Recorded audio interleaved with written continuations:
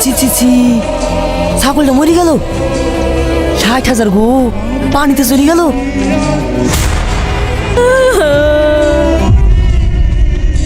ভাই বলার লেখছি। নাউজুবিল্লাহ, এরকম অঘটন কিভাবে ঘটলো? হবে না, সারাদিন ছাগলটাকে নিয়ে ভিডিও করবে ভাইরাল হওয়ার জন্য, তাহলে তো এরকম হবে। শুধু কুরবানি কিনে আনলেই হবে? ছাগলটাকে ঠিক মতো খেতে দেয় না, সারাদিন শুধু ভিডিও আর ভিডিও। মুখে বড় বড় বাতিলা দিলে হয় না, দম থাকতে হয়। আমার বাড়ি কি জানি দেখি আসি ছাগল কত যত্নে থাকে। এক্ষুনি চোখের সামনে দেখে সরে যা, কাটা গায়ে নুনে চিটা দিতে এসছো না। এই মিনি হাতি, এই তোমরা চুপ করো। ছি, তোমাদের লজ্জা করে না? সামনে কুরবানির পশুটা মরে নিঃশেষ হয়ে পড়ে আছে, আর তোমরা এখানে ঝগড়ার প্রতিযোগিতা করছো। হ্যাঁ, আপনি একদম ঠিকই বলেছেন মৌলানা সাহেব। এরা জীবনেও শুধরাবে না। প্রতি কুরবানিতে এদের রিসারেসি লেগেই থাকে। এরা কুরবানি দেয় নাম কামানোর জন্য। সব সময় ঝামেলা, সোশ্যাল মিডিয়াতেও এদের লড়াই লেগে থাকে। বাপ মাকে দুমুঠো ভাত দেওয়ার বেলায় নাই, দুই ভাইয়ের সব সময় কম্পিটিশন। শোনো ভাই, রেশারেশি করে কুরবানি দিয়ে মানুষের মন জেতার চেষ্টা না করে বরং আল্লাহকে খুশি করার চেষ্টা করো।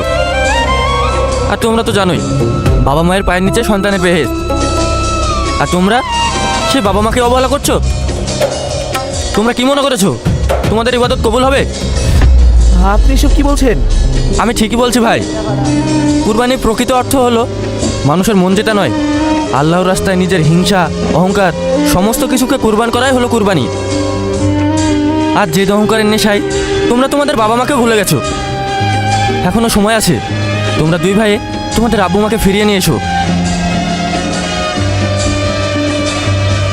ওগো, আমারও মনে হয় উনি ঠিকই বলেছে। সত্যিই তো, আমরা নাম কামানোর নেশায় আমরা অন্ধ হয়ে গিয়েছিলাম, তাই আজ আমরা কুরবানির প্রকৃত মানে ভুলে গেছি। হ্যাঁ, আমরা না জেনে বুঝে ক্ষমতার অর্থ লোভে অন্ধ হয়ে গেছিলাম। আজ আপনি আমাদের চোখ খুলে দিয়েছেন। আব্বু, মা, আব্বু, মা, তোমরা আমাকে ক্ষমা করে দাও। আমি সন্তান হয়েও তোমাদেরকে অবহেলা করেছি, সন্তানের কর্তব্য পালন করিনি। হ্যাঁ,